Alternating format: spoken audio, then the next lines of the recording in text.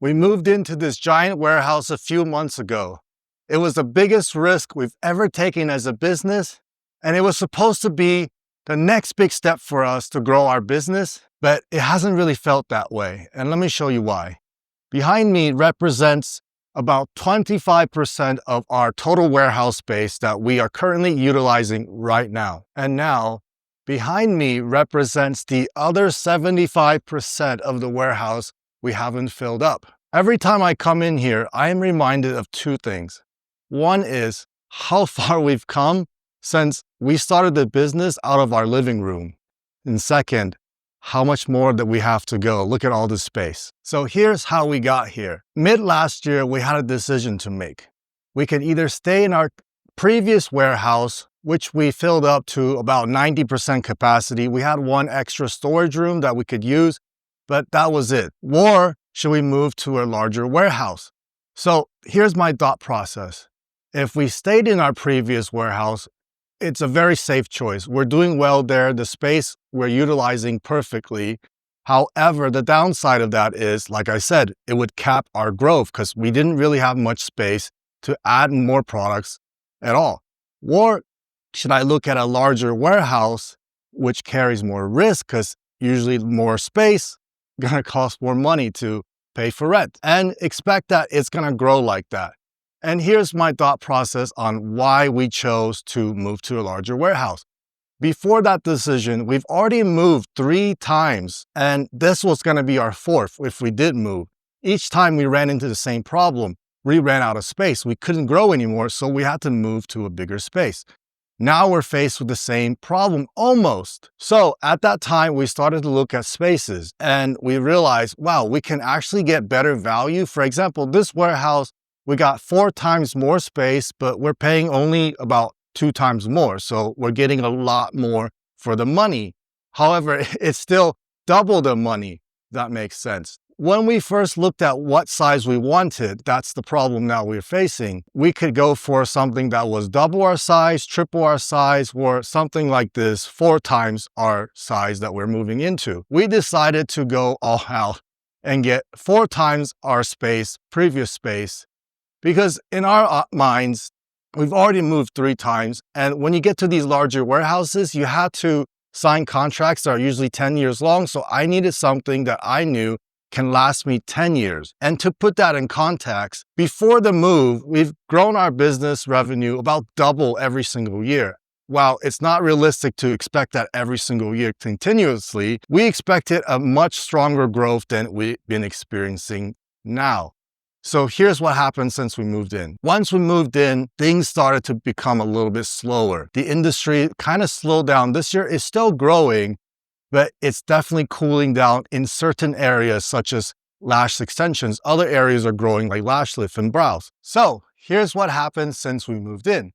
Well, for the first half of this year, the industry has slowed down just a little bit. It's still growing, but we definitely felt the pain of that slowdown. However, this month we're back on track again. I'm happy to say, looks like things are gonna start turning around. But this business, or just any business, has a way of humbling you all the time. And here's what I mean. It's really changed my perspective on things, because when we first started, and you guys can probably relate to this, is when you have one amazing day, you have a lot of clients, you feel like you've made it, like you're over the moon. And the next day, when you have one bad day, you're freaked out. It feels like the end of the world. We've all felt like that when we first started our business.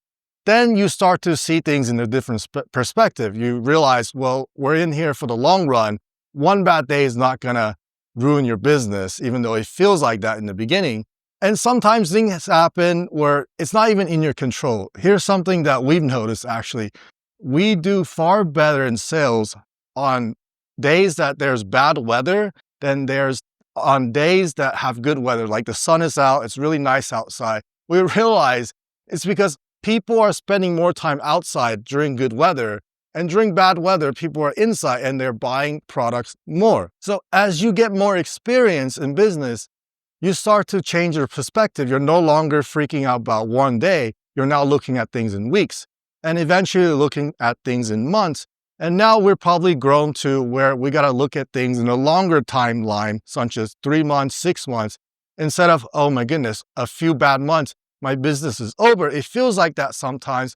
But like we said, we're in here for the long run. Business, as you know, is not realistic for it to go up every month like that. It most likely represents something like this, which is what we have experienced. But these little bumps just feel a lot bigger when you're looking at a smaller time frame versus a longer one where you should start looking as you grow your business. The other way it's really humbled us in this, it's a reminder that not every business decision is expected to just be amazing and work out perfectly all the time. It really hasn't. There's only been one time we made a significant business decision that really worked out right away, which was when we started to introduce ProMates. It was a little bit of luck and timing, right place, right time kind of thing. Of course, we had to be there to take the opportunity, which is what you have to do in business. Sometimes good luck, bad luck comes. It's all about looking at the opportunities that present itself and seizing it. Most of our product, even our best sellers now like glue, shampoo concentrate, these took time to grow to what they are today. And sometimes we make business decisions that don't work out all the time. It's never almost a perfect decision. You're always gonna have some trade-off between one or the other, but that's the realistic expectations of any business. All I can do is control what I can control right now, which is going with what's working right now, and that is our lash lifting and brow lamination range. We're not only expanding on the type of products that we're offering with different solutions, we're also adding different packaging, such as the sachet, as well as the airless pump that we have already. Another way that we thought of to stimulate more growth and generate revenue is actually using this space to generate money for us. Here's what I mean. I called my dad and he was giving me advice about whether or not to go into the space. He was saying, well, when he rents a space, because he's a manufacturer of products, he's using that space to generate revenue because that space is used for machinery and things like that to make products that he can sell. But for us, we're not manufacturing anything. So our space, we're not using it to generate any revenue. We're just holding products to sell. So if I can think of a way to use the space to generate revenue, this would make the move much easier. And what we've decided is we're going to use the upstairs as our training academy. We're going to be able to host up to 10 students at once. And this way, we're actually using the space that we have to generate revenue, not just to hold products and hope to sell it. So that's a perspective you might want to think about if you're a salon owner, because the space you're getting is generating revenue. You're not manufacturing product, but you're using the space to carry out services. Thanks for tuning in another one of our videos. I'm curious, have you guys ever made a big jump in your business, like moving into a salon or a larger space, and you freaked out because it didn't work out that smoothly in the beginning? I would love to hear more about it. Put it in the comments below.